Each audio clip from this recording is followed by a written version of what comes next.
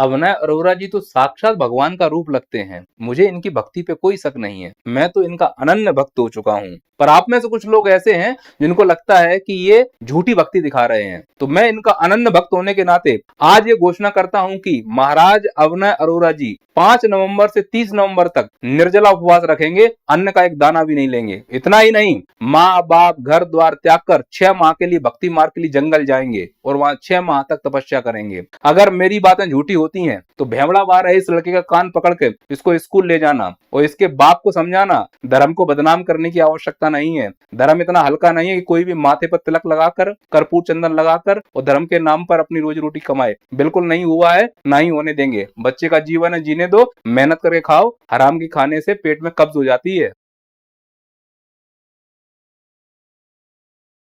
यदि आपका सपना भी है सरकारी नौकरी पाना तो डाउनलोड कीजिए नैया पार एप्लीकेशन। यहाँ सभी कॉम्पिटिटिव एग्जाम के लिए लाइव और रिकॉर्डेड लेक्चर अवेलेबल हैं। लिंक नीचे डिस्क्रिप्शन में दिया गया।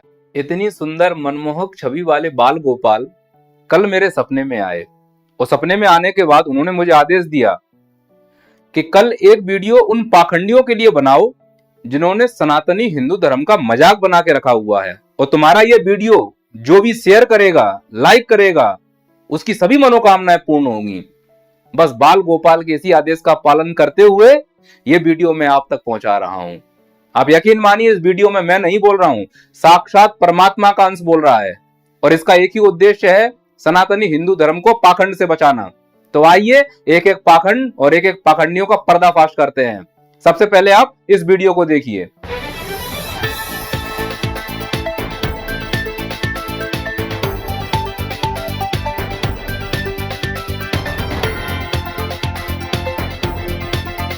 ये जो बुलटरियों की तरह सिर हिला रहे हो ना और दिखा रहे हो दुनिया को कि हमारे अंदर देवी आ रही हैं, अरे देवी का बूंद भरी भी आ जाए तो बम की तरफ फट जाओगे।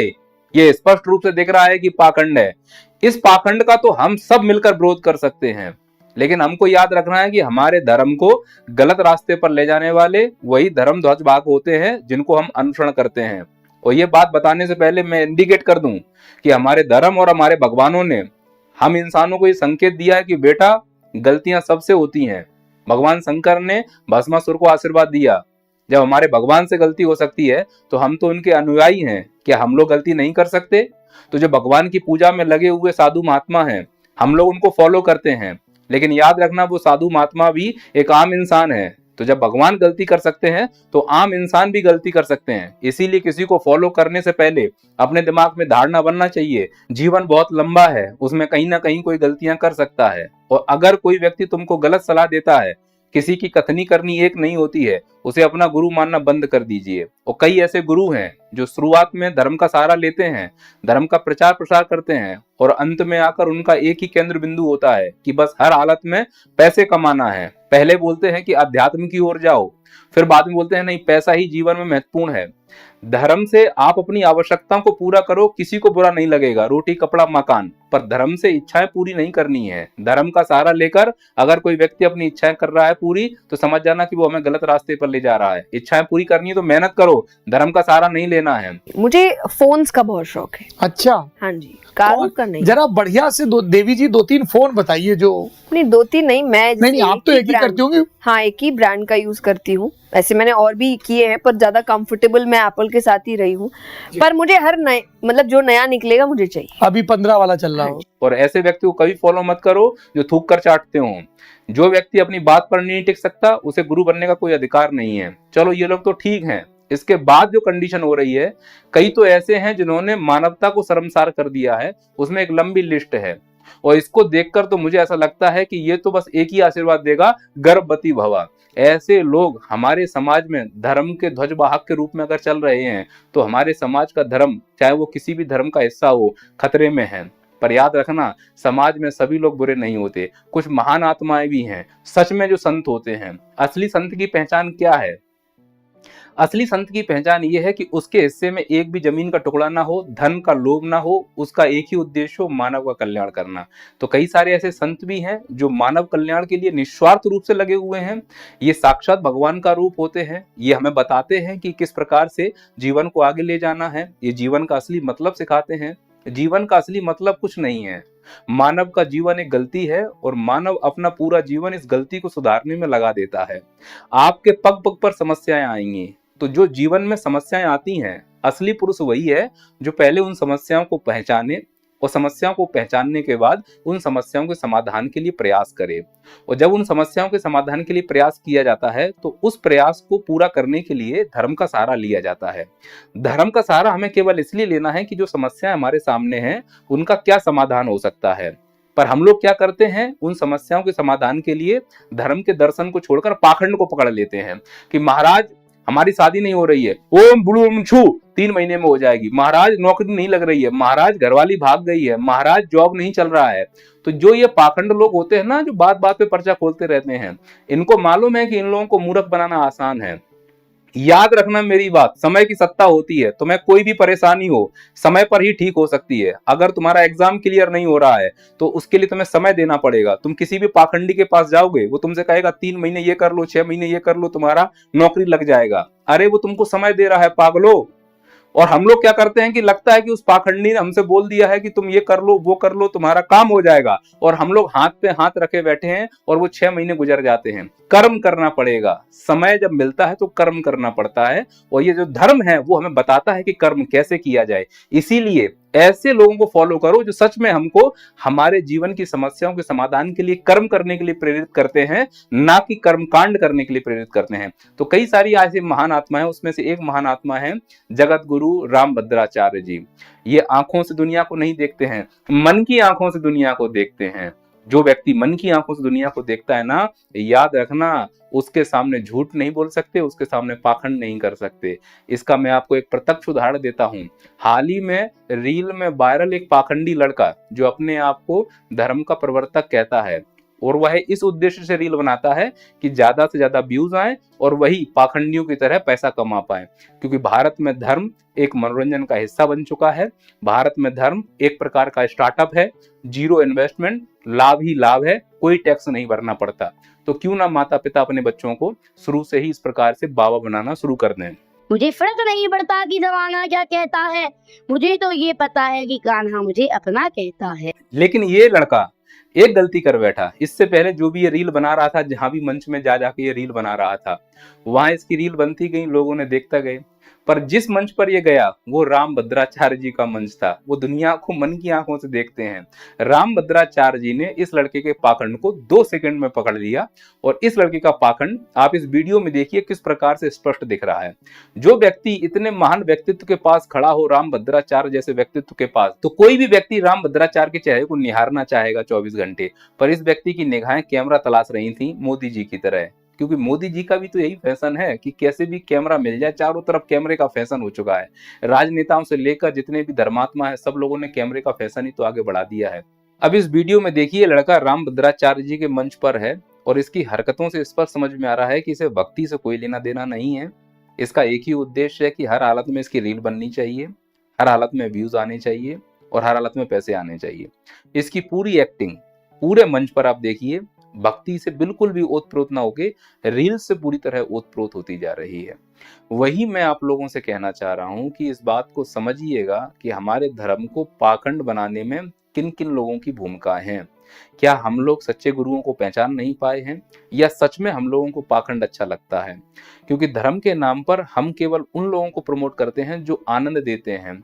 हम उनको कभी प्रमोट नहीं करते जो जीवन का वास्तविक अर्थ समझाते हैं। और मैं तारीफ करूंगा इसके पिताजी की। छोटे मोटे बिजनेसमैन हुआ करते थे, आइसक्रीम का कार्ट लगाया करते थे, MBA चाय वालों की तरह लोगों को मूर्ख बनाया उन्होंने।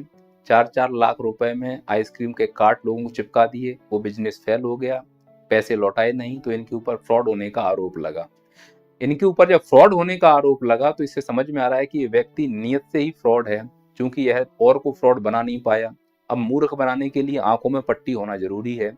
तो उसने निश्चित रूप से विचार किया होगा कि ऐसा कौन सा स्टार्टअप चालू किया जाए जिसमें ग्राहक को बड़ी आसानी से मूर्ख बनाया जा सके, जिसमें ग्राहक को जिस प्रोडक्ट के बारे में जानकारी है उसमें वो आंख बंद करके भरोसा कर सके।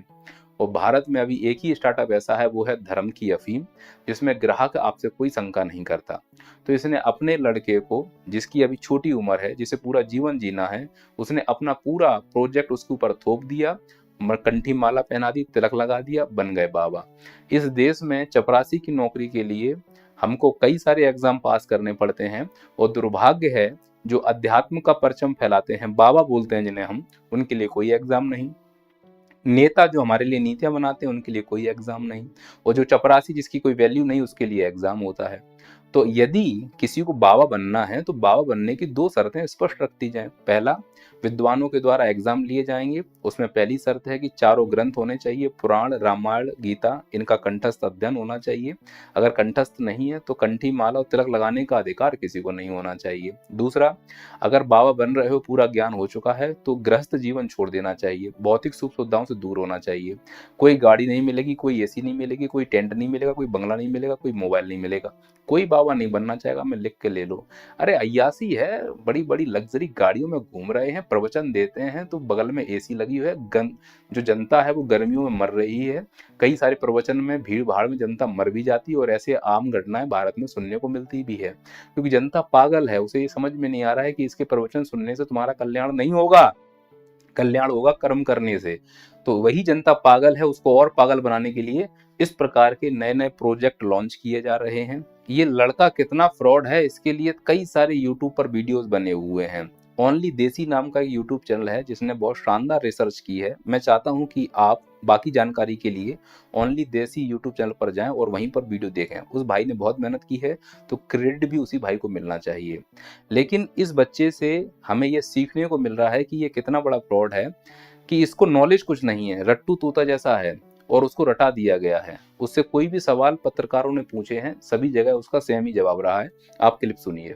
विद्यालय में पूरा दिन मेरा अच्छा जाता है, विद्यालय में मेरा पूरा दिन उत्तम जाता है, विद्यालय में हर दिन अच्छे से अच्छा जाता है। मुझे तो ये पता है कि कान्हा मुझे अपना कहता है, मुझे नहीं फर्क पड़ता कि जमाना मुझे फर्क नहीं पड़ता। आप अपने किसी प्रियजनों की उंगली काट करके खा सकते हैं, आप अपने प्रियजनों की उंगली काट कर, आप अपने प्रियजनों की उंगली काट कर। और अगर सवाल आउट ऑफ कोर्स आ गया है तो फिर ये जवाब नहीं दे पाया है। ये भी क्लिप सुनिए। जब आप किसी को देखते हो तो आपके दिमाग में क्या ख्याल आता है?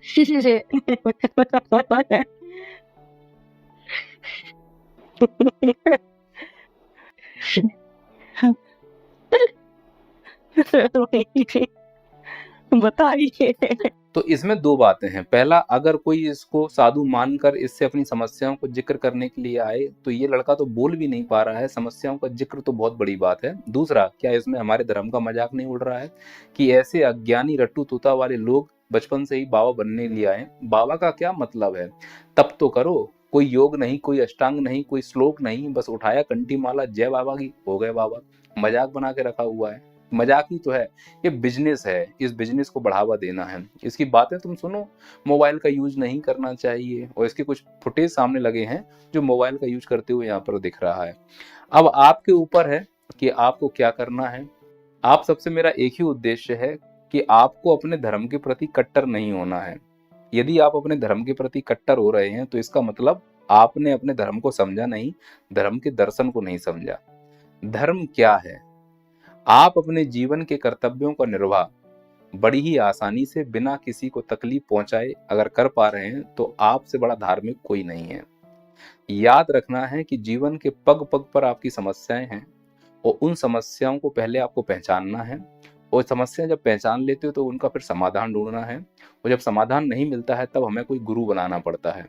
और गुरु बनाने के लिए तुम्हें ये समझना होगा कि उस व्यक्ति को जिसे तुम गुरु बना रहे हो वो जीवन की मोह माया से दूर हो, क्योंकि जीवन की मोह माया से दूर होने के बाद ही समस्याएं शून्य हो सकती हैं।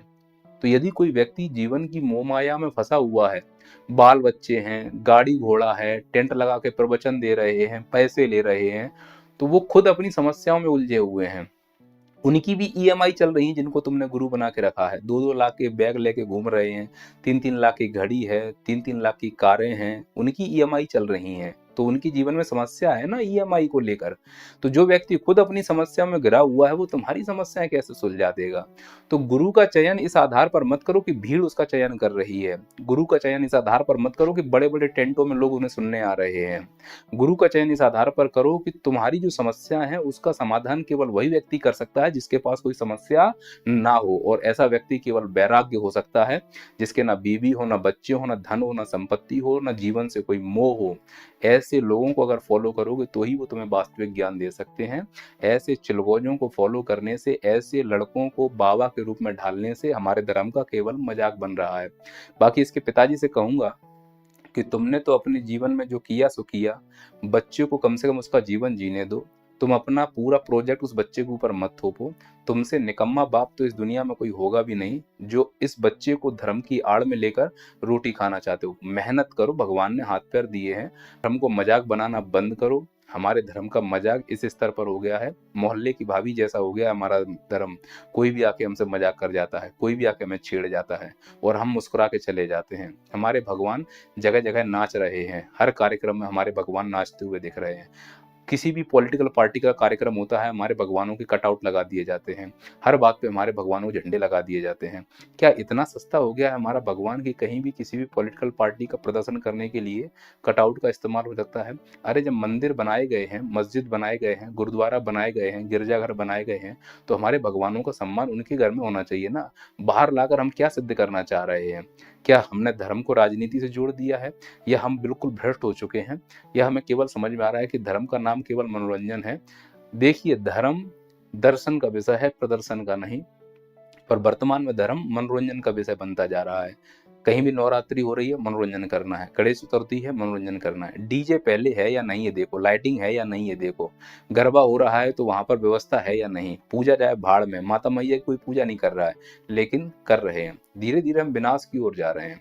इसीलिए धर्म का साथ लेकर चलना है, धर्म को छोड़ना नहीं है। हम अधार्मिक नहीं होना है, लेकिन धर्म का साथ ऐसे लेके चलो कि सच्चा गुरु ढूंढो, और ऐसा गुरु जो तुम्हें त्याग की बात सुनाए। अब इस लड़के ने जीवन में कुछ पाया नहीं, बोला मैं त्याग दूंगा। क्या त्याग देगा साले? बाप की रोटी खा रहा है तू, त्यागने की बात कर रहा है? तेरे जैसे लोगों को छोड़ दिया है ना, 2 दिन भूखा मर जाएगा, ये कुछ नहीं कर पाएगा। बात त्याग की कर रहे हैं ये लोग, समझने की कोशिश करो।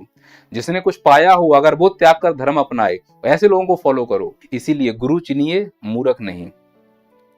जय हिंद, जय भारत, जय श्री राम। यदि आपका सपना भी है सरकारी नौकरी पाना, तो डाउनलोड कीजिए नैया पार एप्लीकेशन। यहाँ सभी कॉम्पिटिटिव एग्जाम के लिए लाइव और रिकॉर्डेड लेक्चर अवेलेबल हैं। लिंक नीचे डिस्क्रिप्शन में दिया गया है।